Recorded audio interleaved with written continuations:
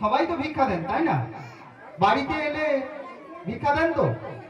আবার কিছু কিছু মায়েরা আছে কি জানো, নিজের বাড়িতে বসে থাকবে, বলবে এদের বাড়িতে কেউ নেই গো, কুটুম বাড়ি চলে গিয়েছে।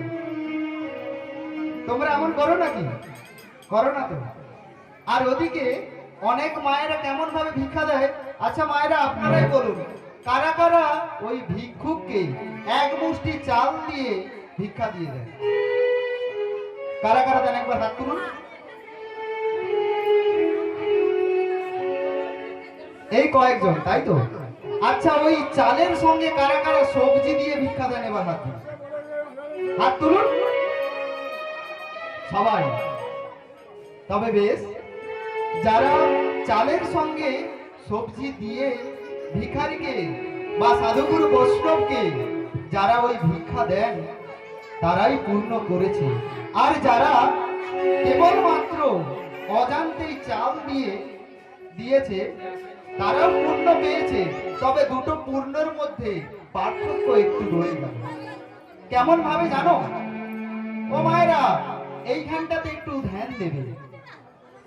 আপনি সেবা করতে বসলে আপনার সেবা করার পাশে তিনটে চারটে ব্যঞ্জন থাকে, তাই তো?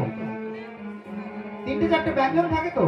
তিনটে চারটে ব্যঞ্জন দিয়ে আপনি সেবা করছেন, কিন্তু আপনি একবার ভেবে দেখুন, আপনি ওই এক মুষ্টি চাল আপনি ওই সাধুগুরু বৈষ্ণবকে বা একজন ভিখারিকে আপনি দিয়ে দিলেন, কিন্তু ওই ভিখারি নিয়ে গিয়ে যদি তোমার চালে ভগবানের সেবা দেয়, তাহলে ভাবো একবার, তুমি চারটে পাঁচটে ব্যঞ্জন দিয়ে সেবা করছো, কিন্তু তোমার ভিক্ষা দেওয়া অন্নে ওই ভগবান একটাও ব্যঞ্জন সেবা পেল না। তাই জন্যে ওই চালের সঙ্গে একটি করে সবজি দিতে হয়। তোমার দেওয়া সবজি না জানি ভগবানের যদি একটি ব্যঞ্জন সবজিতে পরিণত হয়ে যায়। শ্রী গুরু নিতাই গৌর প্রেমানন্দ।